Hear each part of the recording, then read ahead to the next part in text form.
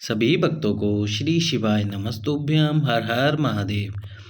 आज मैं आपको तुम जी के सारे उपाय एक ही जगह पर बता रहा हूँ, जो कि बच्चों से संबंधित है, महिलाओं से संबंधित है, साथ ही साथ में जिन माता बहनों के संतान नहीं हो रही है तो इन उपायों को करने के बाद में उनके संतान भी होगी। तो सबसे पहले तुम जी कौन है? तुम जी देव ऋषि नारद के मित्र हैं, जो हाथ में वीणा रखते हैं देव ऋषि नारद की तरह ही। लेकिन जो उनका मुख है वो मुख घोड़े का लगा हुआ है। यदि आप साउथ के मंदिरों की साइड जाएंगे, यदि साउथ साइड जाएंगे, साउथ साइड यानी कि दक्षिण की तरफ जाएंगे और वहाँ आप देखेंगे तो मंदिरों के दरवाजे पर दो मूर्तियाँ आपको दिखाई देगी। एक मूर्ति देवऋषि नारद की होती है और एक मूर्ति तुमरुका जी की होती है। ये जो मूर्तियाँ होती है दोनों एक देवऋषि नारद और एक तुमरुका जी की होती है। जो तुमरुका जी है वह प्रतिदिन और प्रति समय शिव महापुराण की कथा वाचते हैं। चलिए तो आप शुरू करते हैं तुमरुका जी के उपाय। तो सबसे पहला उपाय, जिस नारी के गर्भ नहीं ठहर रहा है या फिर गर्भ बार बार गिर जाता है, 3 महीने होते हैं फिर गर्भ गिर जाता है, बच्चा पूर्ण पैदा नहीं हो रहा, तो उस नारी को क्या करना चाहिए? अपनी हाइट का यानी कि अपनी लंबाई का, जो आपकी लंबाई है, जैसे कि ये नारी की लंबाई है तो इस लंबाई के बराबर का आपको एक मोली का धागा लेना है।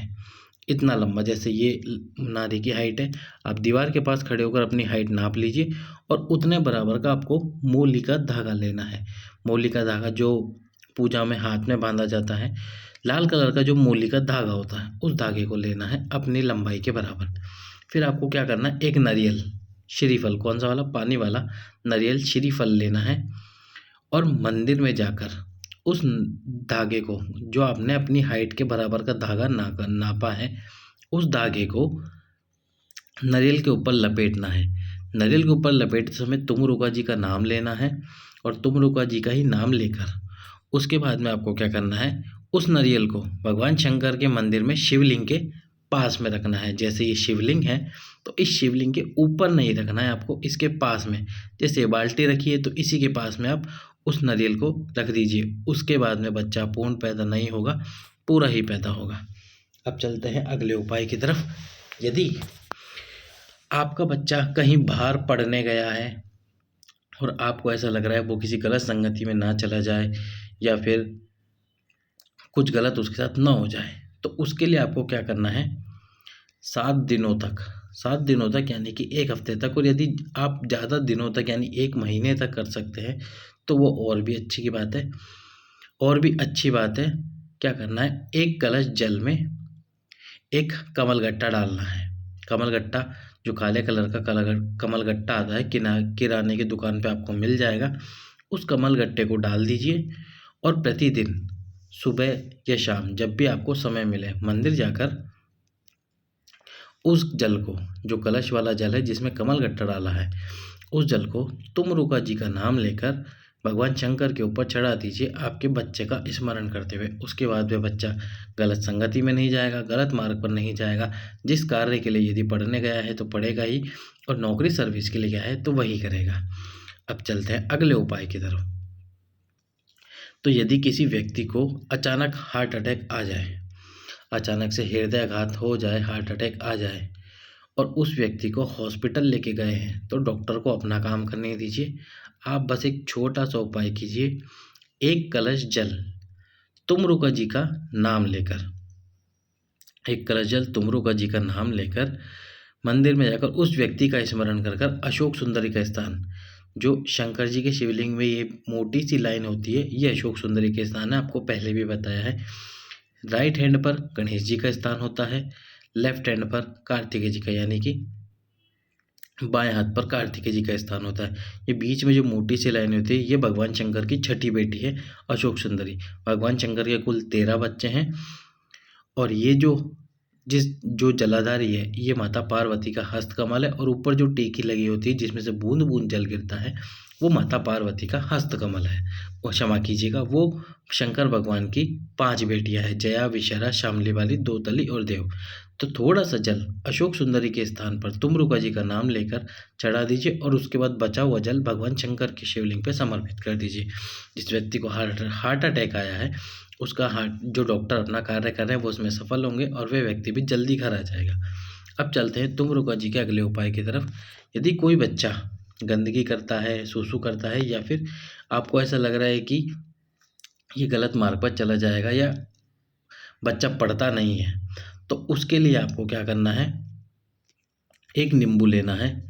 नींबू में एक छोटा सा कट लगा दीजिए, काटना नहीं है, उसको छोटा सा कट लगा के उसमें एक कपूर फंसा दीजिए, कपूर का टुकड़ा फंसा दीजिए और उस नींबू को आपके बच्चे के ऊपर से 21 बार घुमा लेना है आपको।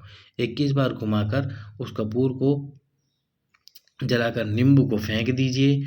उसके बाद में आपका बच्चा कभी बिस्तर पर गंदगी नहीं करेगा, सूसू पोटी नहीं करेगा। अब चलते हैं अगले उपाय की तरफ। यदि आपका बच्चा आपको ऐसा लग रहा है कि पढ़ता नहीं है, पढ़ने में कमज़ोर है, तो उसके लिए मासिक शिवरात्रि या महाशिवरात्रि, किसी भी शिवरात्रि के दिन, हर महीने शिवरात्रि आती है, तो किसी भी शिवरात्रि के दिन आपको क्या करना है, पीपल के पत्ते के ऊपर शहद लगाना है। पीपल के पत्ते के ऊपर शहद लगाइए और उसी शहद को तुम जी का नाम लेकर पीपल के पत्ते से भगवान शंकर की शिवलिंग पे लगा दीजिए। जैसे आपको क्या करना है, ये भगवान शंकर का शिवलिंग है, तो आपको पीपल के पत्ते पर शहद लगाया और उस पीपल के पत्ते से आपको शहद लगाना है, अलग से शहद नहीं डालना। जो पीपल के पत्ते पर शहद होगा उसी शहद को आपको भगवान शंकर के शिवलिंग पे लगाना है, यानी कि पीपल का पत्ता आपको भगवान शंकर के शिवलिंग के ऊपर घिसना है, रगड़ना है।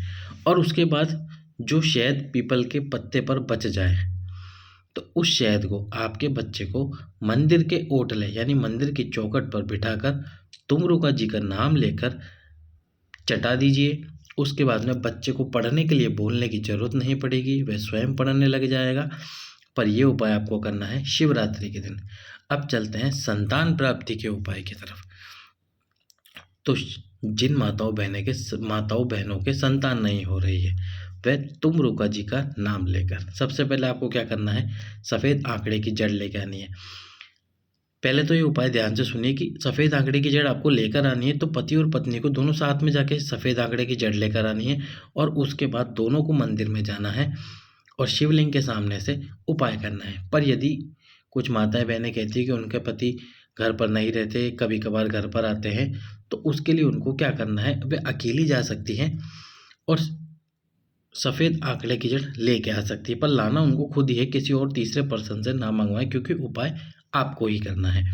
फिर सफ़ेद आंकड़े की जड़ आप लेकर आ जाइए।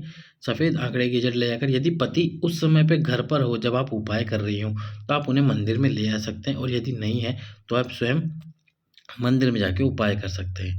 रजस्वला धर्म के 7वें दिन यानी कि पीरियड के 7वें दिन आपको मंदिर में जाना है और जो आप जड़ लेकर आए हो उस जड़ को लेकर जाना है। साथ में आपको लाल कपड़ा लेके जाना है और साथ में ही लाल धागा लेके जाना है। ये तीनों वस्तुएं साथ लेके जाइए। अब पहले जड़ को हाथ में पकड़िए, न लाल कपड़े में उसको लपेटना है, न लाल धागे में बांधना है, बस जड़ को, कोरी जड़ को अपने हाथ में पकड़िए। तुम जी का नाम लेकर शंकर जी के शिवलिंग पे से, जैसे शंकर जी का शिवलिंग है तो शिवलिंग पे से आपको घुमानी है। कितनी बार घुमानी है? 21 बार। 21 बार घुमाते समय धीरे धीरे घुमानी, बिल्कुल जैसे आपने एक बार घुमाई तुम जी का नाम लिया, फिर दूसरी बार घुमाई तुम जी का नाम लिया, तीसरी बार घुमाई तुम जी का नाम लिया। इस प्रकार आपको तुम जी का नाम लेते जाना है और जड़ को घुमाते जाना है। जब आप जड़ को घुमा लें, भगवान से प्रार्थना कीजिए आपकी संतान प्राप्ति के लिए, और फिर उस जड़ को कपड़े में लपेटिए, लाल कपड़े में, और लाल कपड़े में लपेटने के बाद लाल धागे में लपेटिए और उस धागे को अपनी कमर में बांध लीजिए। जब आप धागे को कमर में बांध लें, उसके बाद में यदि आपका पति आपके साथ घर पर ही रह रहा हो, तो एक पीपल का पत्ता, प्रतिदिन एक पीपल का पत्ता तोड़िए पेड़ से, उस पत्ते को धोकर भोलेनाथ को चढ़ाइए और रात्रि के समय गाय के दूध में उस पीपल के पत्ते को उबाल लीजिए। 1 महीने तक आपको ये उपाय करना है, पीपल के पत्ते वाला उबाल लीजिए और उस पीपल के पत्ते को निकाल कर किसी वृक्ष के नीचे रख दीजिए और वो दूध पति और पत्नी दोनों पीकर सोइए। यदि पति घर पर नहीं रहता है तो जब जब वो घर पर रहे तब तब आप इस उपाय को कीजिए, और जब जब नहीं रहता है तब आप इस उपाय को मत कीजिए। और 3 महीने बाद जब आप गर्भवती हो जाए तो उस जड़ को खोलकर किसी वृक्ष के नीचे रख दीजिए। इस प्रकार आपको संतान की प्राप्ति होगी। ये थे तुम जी के सभी उपाय जो बताए। सभी भक्तों को श्री शिवाय नमस्तु।